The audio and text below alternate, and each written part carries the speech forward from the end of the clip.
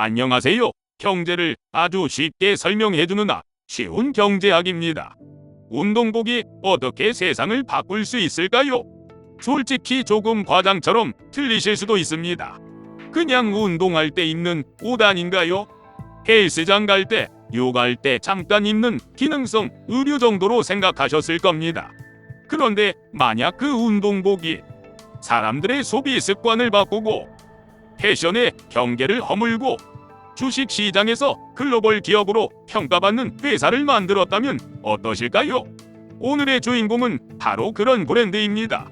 이름은 익숙하지만 그 속 이야기는 생각보다 훨씬 흥미로운 기업. 전 세계에 수백 개 매장을 운영하며 애슬레저라는 새로운 패션 문화를 만들어낸 브랜드, 바로 룰루레몬입니다. 이 회사는 어떻게 요가 팬츠 한 벌로 시작해 세계적인 프리미엄 브랜드가 되었을까요? 지금부터 함께 살펴보겠습니다. 1998년 캐나다 밴쿠버. 한 남자가 육아 수업을 보며 이런 생각을 합니다. 왜 사람들은 이렇게 불편한 옷을 입고 요가를 하고 있을까? 당시 요가복은 전문적인 기능성 제품이 아니었습니다.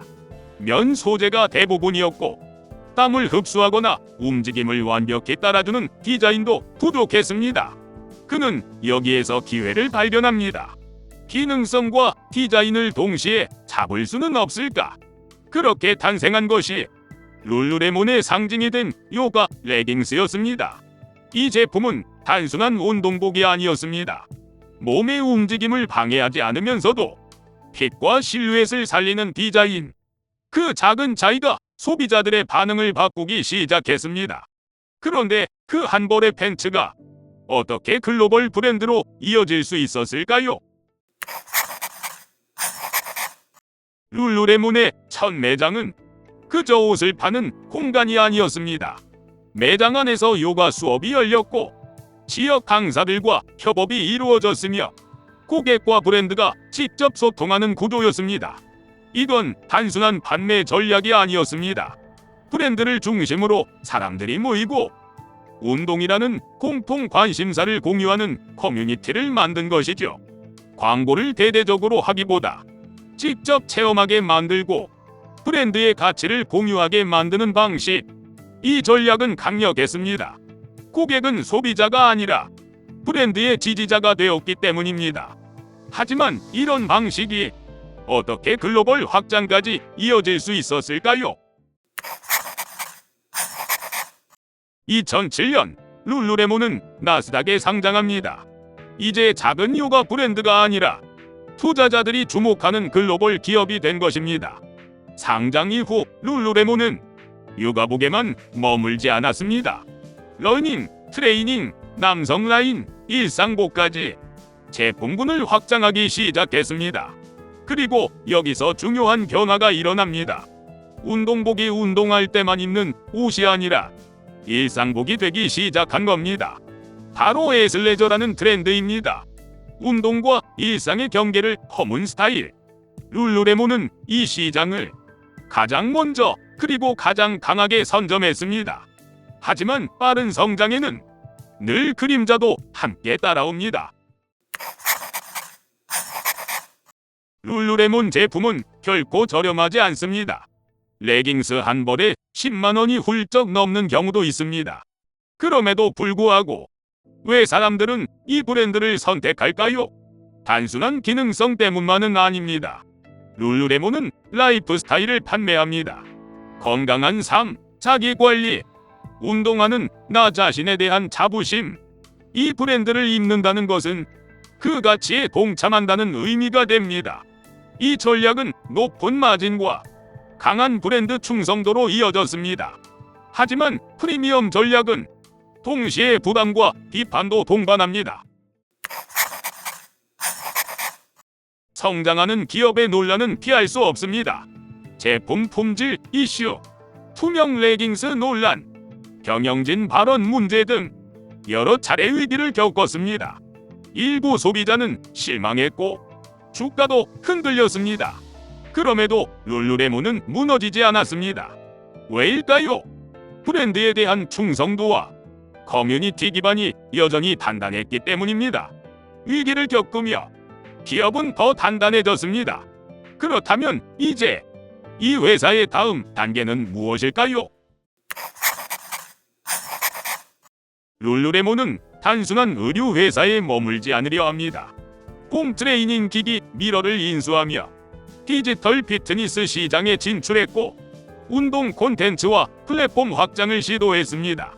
이건 중요한 변화입니다. 옷을 판매하는 회사에서 운동 경험을 제공하는 회사로 확장하려는 시도였기 때문입니다. 성공과 시행착오가 있었지만 분명한 건 방향성입니다. 룰루레몬은 웰빙 전체를 아우르는 브랜드가 되려 하고 있습니다. 하지만 시장은 결코 만만하지 않습니다. 나이키, 아디다스 같은 글로벌 강자들이 있고 저가 브랜드들도 빠르게 성장하고 있습니다. 애슬레저 트렌드가 보편화되면서 경쟁은 더 치열해졌습니다. 룰루레몬이 계속 프리미엄을 유지할 수 있을지, 남성 시장과 해외 시장에서 더 성장할 수 있을지, 이 부분이 핵심 과제입니다. 브랜드만으로 충분할까요? 아니면 또 다른 혁신이 필요할까요? 요가 팬츠 한 벌에서 시작한 기업이 이제 글로벌 라이프스타일 브랜드가 되었습니다. 운동과 일상, 기능성과 패션의 경계를 허문 기업. 앞으로 룰루레몬이 진정한 웰빙 플랫폼으로 진화할지 아니면 하나의 패션 흐름으로 남을지는 아직 진행 중입니다. 하지만 한 가지는 분명합니다. 운동복은 더 이상 단순한 운동복이 아닙니다. 그리고 룰루레몬은 그 변화를 가장 먼저 읽은 기업 중 하나입니다. 룰루레몬은 처음부터 거대한 기업이 아니었습니다. 요가 팬츠 한 벌에서 시작한 작은 브랜드였습니다. 하지만 이 회사는 단순히 옷을 만든 것이 아니라 운동을 하나의 문화로 만들었고 기능성, 의류를 라이프 스타일로 확장했습니다. 광고보다 커뮤니티를 선택했고 가격 경쟁 대신 프리미엄 가치를 선택했습니다. 그리고 그 선택은 브랜드 충성도라는 강력한 자산으로 돌아왔습니다. 물론 논란도 있었고 위기도 있었습니다. 하지만 룰루레몬은 그 과정을 거치며 자신들의 정체성을 더욱 분명히 했습니다. 이제 질문은 이것입니다. 룰루레몬은 단순한 애슬레저 브랜드로 남을까요? 아니면 웰빙 플랫폼으로 진화할까요?